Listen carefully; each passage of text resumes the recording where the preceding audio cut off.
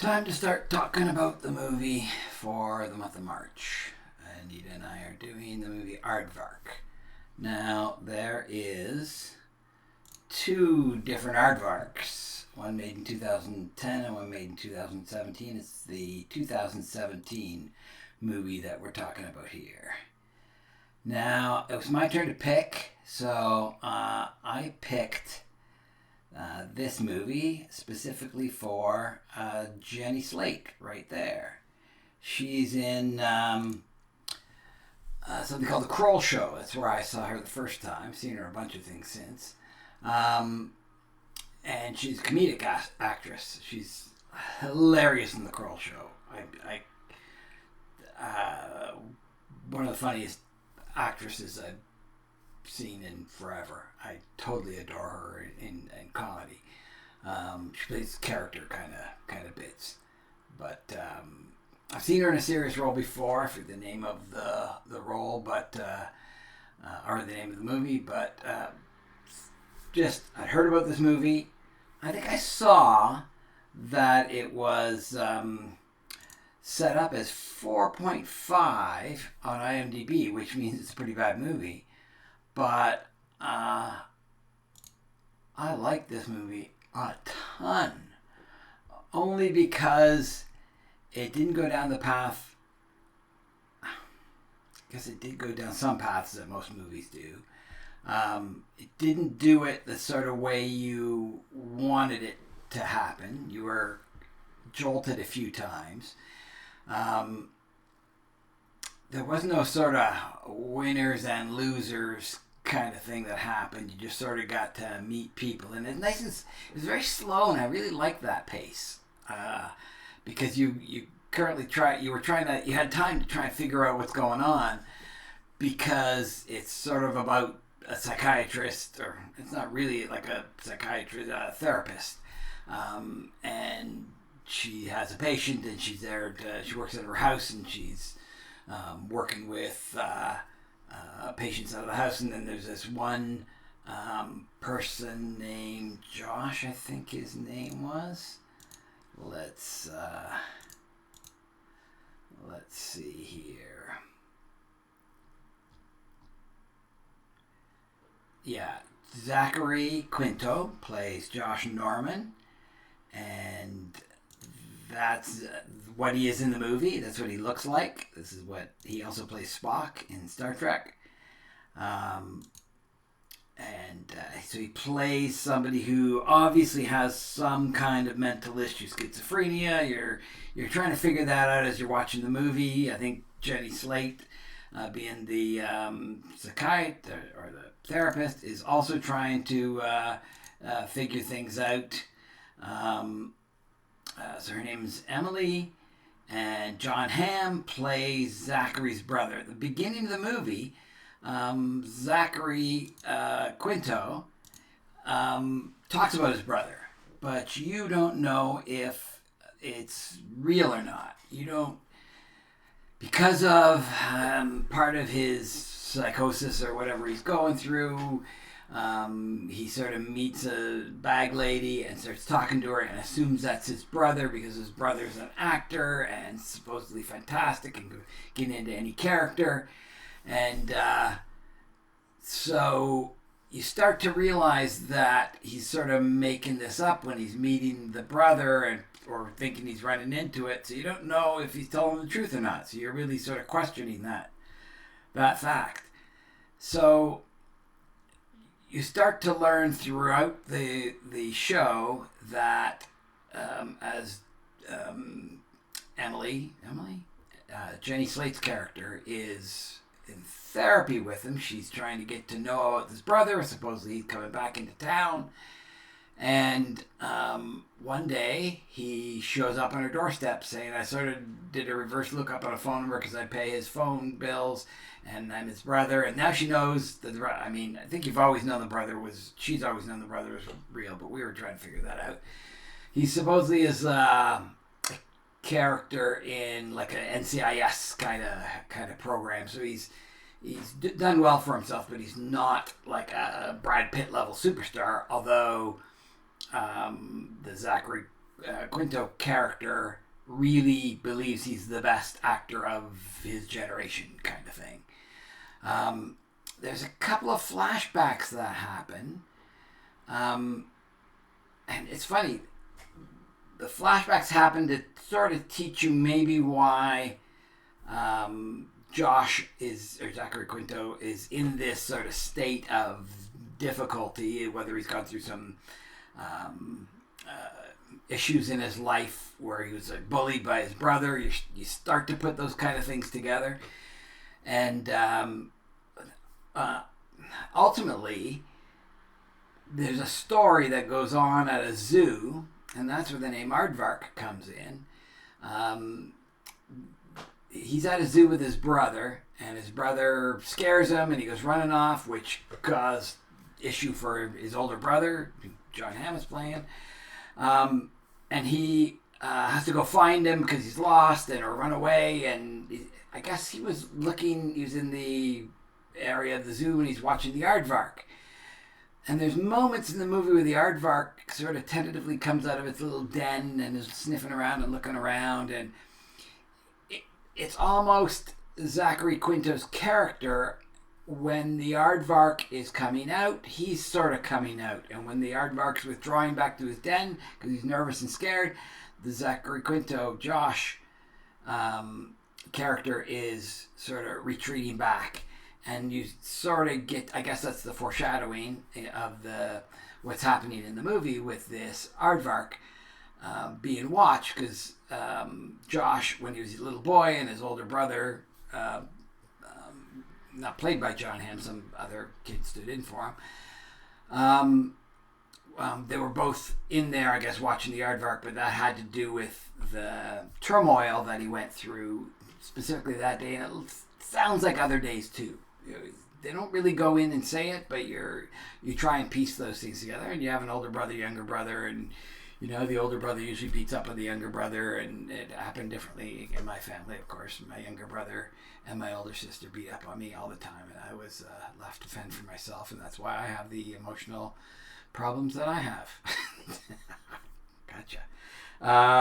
So, let's see. We've got this. So that's Jenny Slate, who plays the character Emily. John Hamm plays Craig, the brother of Josh, so Craig Norman. And there's this character, Sheila Vand, or Hannah, played by Sheila Vand. Let's go take a look at her, see if we can see what she looks like. That's her there. She is, you don't know if she's somebody who's real or somebody who's made up in Josh's mind, because the same way he went and met the bag lady that he thought was his brother, he meets this girl and they sort of have, I wouldn't say a relationship, but they get to know each other and they go out for walks, and you sort of watch the building of a relationship very tentatively. And I think in the end you realize that was all made up in his mind as part of his coping mechanism that he goes through. Now, in the movie, Jenny Slate, Emily, ends up going to dinner with John Hamm or Craig. They end up going out to dinner, and throughout the movie you ran into a couple of Jenny Slate's, Emily's exes, and things haven't obviously gone well. They're mad at each other still. She doesn't like the husband, I think. She meets him in a park, and you can tell she just doesn't have too much time for him, and he just wants to be friends. And she says okay, and then he ditches her for going out one night. Then another professor of some type, she goes to visit him at work, and he's not happy that she did it, and they sort of have a bit of a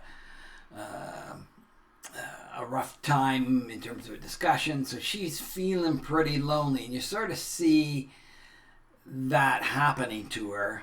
And not that you see a breakdown in her, but you do see her questioning things. And so when she meets John Hamm or Craig, she ends up falling for him in ways, you see, because the first night they go out, she's like looking as pretty as can be, and she ends up sleeping with him. Of course, that's crossing a bunch of lines, and because it's the brother of a patient that she's doing therapy for, and he has issues with his brother.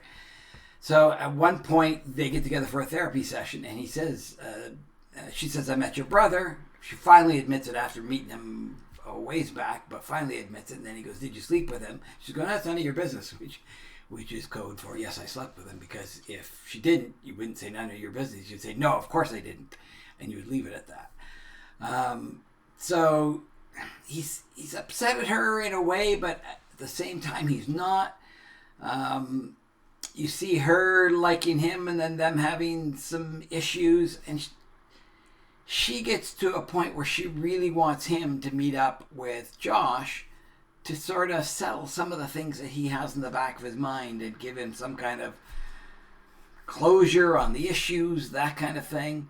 And so she, I guess, bugs him, the John Hamm character, Craig, bugs him enough that he finally goes to his apartment, of who he's been paying this apartment for forever, and giving him money, but he didn't want to see him, and we're sort of left guessing that it's because of the difficulty that they had growing up and the way he treated his brother, and he's maybe feeling a little bit guilty that his brother ends up having these issues specifically because of him. So Emily ends up bringing Craig, who's John Hamm, to Josh's apartment, and the apartment's a mess. And it was earlier when Josh brought that girl, Hannah, the made-up one, to his apartment. You saw the same messy apartment, and so they end up going into the apartment, and she says, "Can I use your bathroom?" She just went in there to leave the two brothers alone, and so they're trying to hash it out and have discussions and talk about things, and essentially get to a point where John Hamm apologizes for the way he treated him, especially at the zoo. And of course, he related the zoo story as a tragic thing in his life. And then when he apologized for it, he says, "Oh, the zoo, I only remember good times from the zoo." So he's trying to let his brother off the hook of blaming himself for the position he's in. And then Jenny Slate, I think, ends up leaving at that moment in time. And then you sort of end the movie with both Josh and Craig working on the house that they grew up in. Both their parents died, I think, reasonably close to each other. One of father had a heart attack and mother had cancer, I think. And they both ended up dying. John Hamm went off to be a movie star. He went to have the mental issues. He went into a mental hospital for like a week in restraints, and they sort of discussed how bad it was at one point. But now they're sort of together in the old house. It was discussed throughout the movie that John Hamm or Craig still owned it, and he is trying to figure out what to do with this house. And I guess they decide that the two brothers are going to go try and build the house up. They're sort of rebuilding their past together. And so they're both working on the house or trying to help out. And the Josh character goes out and sees Hannah, who he hasn't seen in a long time. And he sees her standing out in front. And I'm pretty sure she's just a figment of his imagination still. But at least you got to see him looking at her as if he's, I'm not saying goodbye, but he's still projecting these people in his head. In other words, he's not fixed, but he's in a better place. And that's sort of how the movie ends.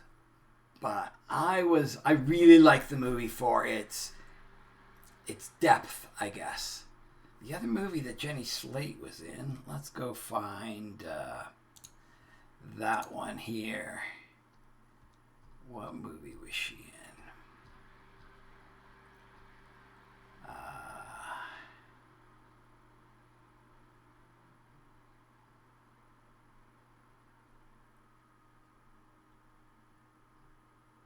Okay, I've I've not seen Landline.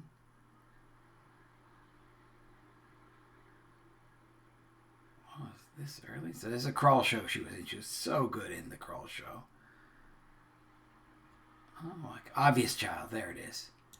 That's a movie she was in. And she was the main character in that movie. And she was great in that. She played a comedian, but a bad comedian. She wasn't a good comedian at all. There, I'll give you some eye candy. And we get to see some John Hamm. Eye candy. And back to Jenny Slate. Now the real eye candy. There you go. So I saw her in Obvious Child. And she was the main character in that and did a fantastic job. It wasn't the easiest movie to watch. So she plays a comedian who's really not very good, just in the club kind of scene in, I guess, New York City. And she meets somebody and gets pregnant by him and ends up having to go for an abortion and has to go through all the mental things of what that means and what that is. Because he's a nice guy, but she doesn't really have that part of her life together and thinking that she can do something like that. So it's just, you see her struggle with it. And it's good because it doesn't put abortion in an easy light or in like a light light, like some movies do, and it doesn't make it so tragic. It just makes it part of what she has to go through. So it's pretty much what every woman who's stuck in that same kind of situation has to go through mentally. She has to go through that. And so she goes through that questioning period, I guess, realistically. I'm not a woman who got pregnant, so I wouldn't know terribly realistically, but when you watch it, you sort of empathize with that situation, and that makes sense with how she's going through it. Anyways, so she's, to me, the star of this movie. There's one wonderful scene where Zachary Quinto, spoiler alert on this scene, because it was just so good. He comes in to see her and he's seemingly better and stuff, and she's just all upset because she's slept with John Hamm and he's not talking to her anymore, and she just feels funky about it. And then he goes, "You never slept with my brother?" She's going, "I did." And he goes, "You never did?" She goes, "Of course I did." And he goes, "No, that was me. I'm my brother."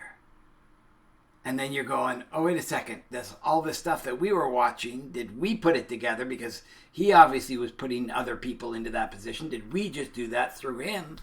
And then she starts questioning herself because she knew the psychosis that he went through to get to that situation. And and he's like convincing her. And she's like starting to break down like, oh my goodness, I'm losing it like I know my patients are losing it. And then he says, "I'm just joking. That was my brother. I just wanted to let you see my world for a second." And you did. And she did. She was like, that was like a bit awakening. Like that. It was wonderful in the sense that she really got to live the brain of him for a little moment in time, and the confusion that he goes through, she had to go through. So I don't know why the movie's a 4.5. I thought it was phenomenal, but I'm probably predisposed to like Jenny Slate because I adore her doing a movie. John Hamm was really good too. I really liked him, and Zachary Quinto was phenomenal. To me, the acting was. I didn't see holes. I like looking for holes in movies and huge mistakes, and I guess some of the psychosis aspects might have not been perfect. I don't understand that world enough to know what therapists can or cannot do or can get away with or how they treat situations, but it seems somewhat like what real life is like in people's heads when you are looking behind the curtain, not at the obvious stuff they put on Facebook and tell you about, but when you see the real stuff. So I thought it was fantastic. So watch this movie if you have the chance and tell me how wrong I am, because I hope I'm not. Okay, thanks so much.